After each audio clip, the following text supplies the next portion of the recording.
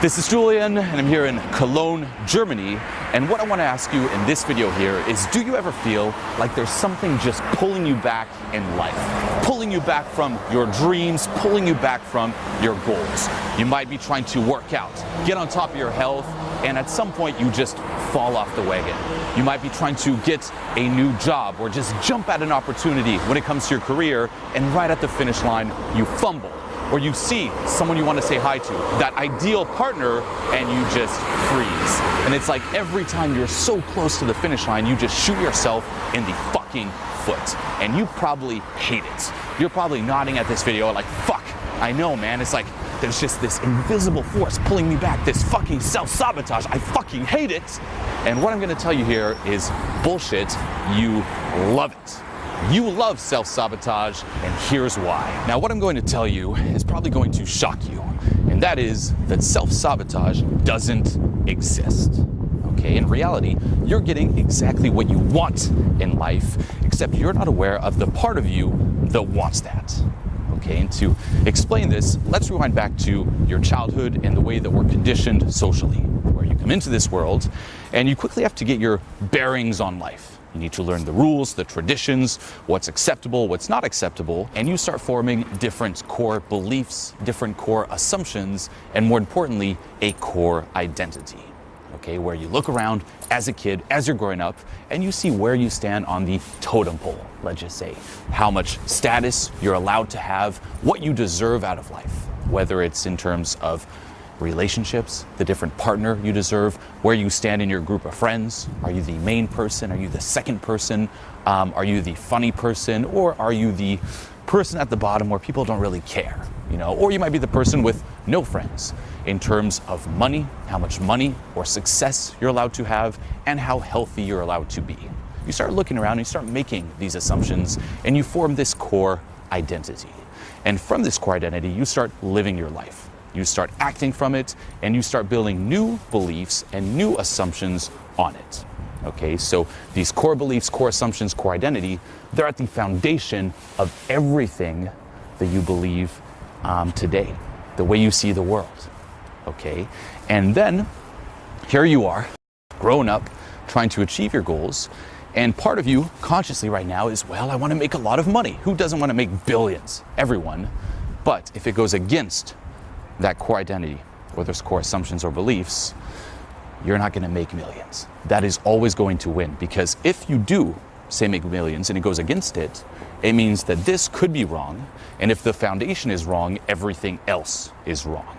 So a question here that you must ask yourself, and it's a very useful question in order to identify what identity you've taken on, is what movie character do you relate with?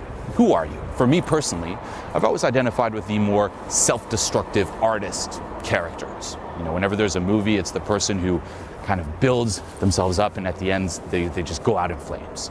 That was me from a very young age. I remember playing toys with my younger sister, and I'd always play those characters. When I watched movies, I was always like, oh, that's me. That person's so cool, and I found significance there. Now, guess what? Later on, I would keep self-sabotaging. I might try to be healthy, and at some point, I'd keep being pulled back. Why? Because if I'm too healthy, am I still self-destructive? No. Okay, so that's just one example. Who are you? Are you perhaps the hero of the movie? Or the hero where you might succeed, but then you're destined to be alone? Are you the person who gets screwed over in the movie? Are you the person who's not very important? Are you the person who falls into the friend zone? Are you the martyr or the victim? Who are you?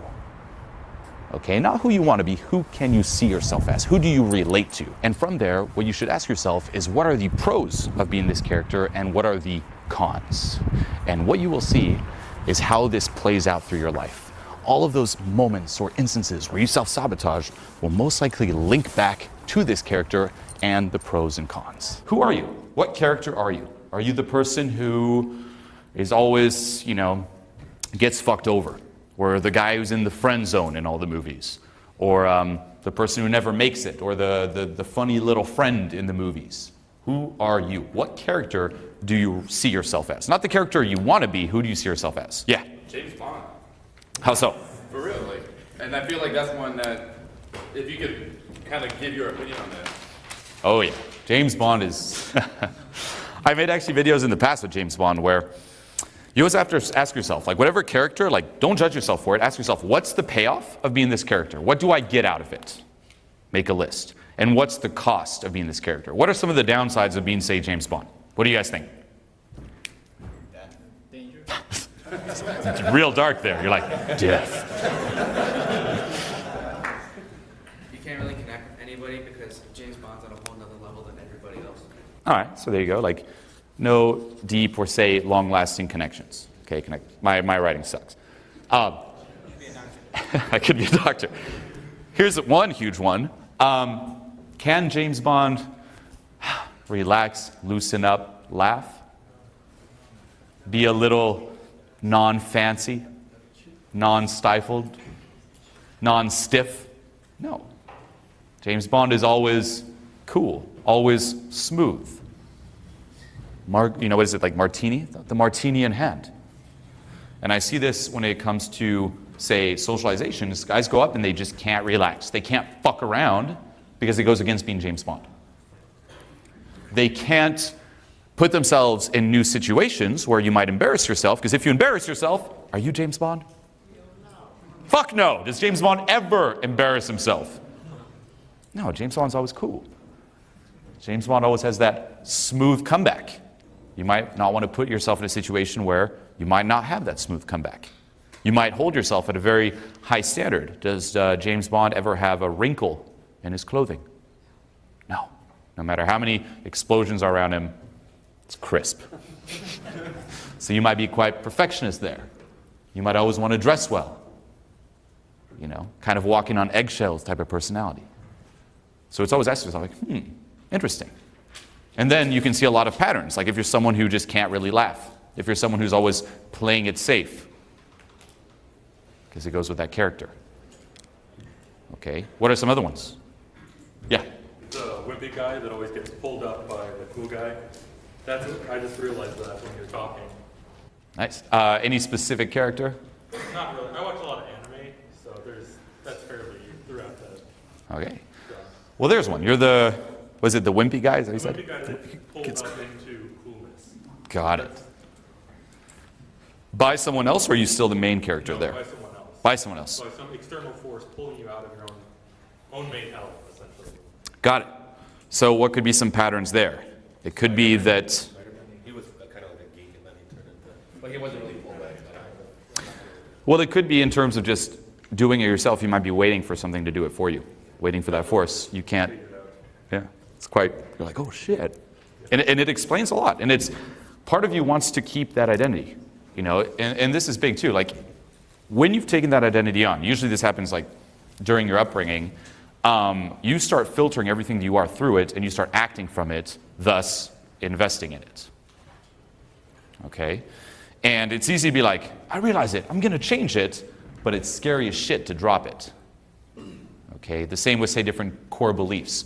If you've taken that identity, like me, the self-destructive artist, I took that on even as a fucking kid. I remember playing toys with, like, my sister, and I was always, like, playing the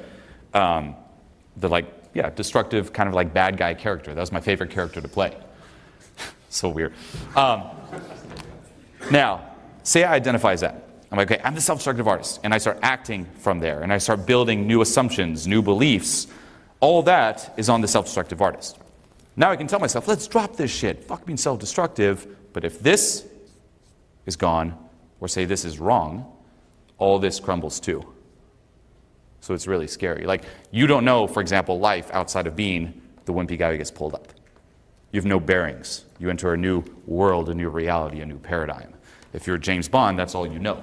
And you might hate it, but there's a lot of comfort in there, and it's scary as shit to drop it. There's a lot of resistance to you dropping it. Okay? What are some other characters? Get one more, maybe? Yeah. You talk about the character that we are, not that we want to be. Right? We got that you are. Fun, we got Goku, but you're not necessarily there. And for me, I feel like I'm that character that gets a couple, taste of the success, one or two here, and then right before it's a big thing, where you're moving to the next level, then you just go back and it all falls apart. And you have to start over. Yep. That was me with the self-destructive artist. That's how I feel like when Tony Stark took away Spider-Man's fucking new suit because he was being a dumbass or something. Yeah. Around, How could that show? Like for me, same with the self-destructive thing, I'd always push things a little too far and make it pop. yeah. I couldn't resonate with success. But the plus side with my character is that I didn't like being a bottom self-destructive artist. I like to build something up and then pop it. So it did also inspire me to achieve a certain amount of success, to build something to a certain level in order to destroy it, just for the sake of destroying it. You know? There's some other ones too where you might identify as like the lone wolf hero, similar to kind of like James Bond, and then like you never, you kind of sacrifice yourself, like you have the option of say having that relationship with someone, and you might like push that person away as a way of saving them. You're like, for the greater good, I'm the martyr. And then you have that sense of significance or importance of being that. And then you might be frustrated, like, why the fuck don't I have relationships? Because it goes against the character you identify with. So once more, what movie character are you? And I really recommend writing this down. It forces you to be clear and precise about it. And the last question you have to ask yourself here is, what is the payoff of being this character? What do I get out of it? And what's the fear of letting go of this character? What's the fear of dropping this identity? And then you must let go of that, and when you do, you will stop being constricted. There will no longer be this invisible force pulling you back, and you will be fucking free, and things will keep getting better and better and better. Okay, so this is the truth about self-sabotage, and if you want to go even deeper on this and learn exactly how to let go of it, I created a program called Transformation Mastery. I'll put the link here below. Click on it, check the preview videos, and I hope to see you on the other side, transformed and fucking free. Until next time. This is Julien, and welcome to Transformation Mastery. It was fucking amazing. This was huge for me. This was so important. This gave me by far the greatest epiphanies I've ever had. It just made me finally confront my deepest fears. And we got like real deep, and I found some issues within myself. One of the best things I've seen so far in my life.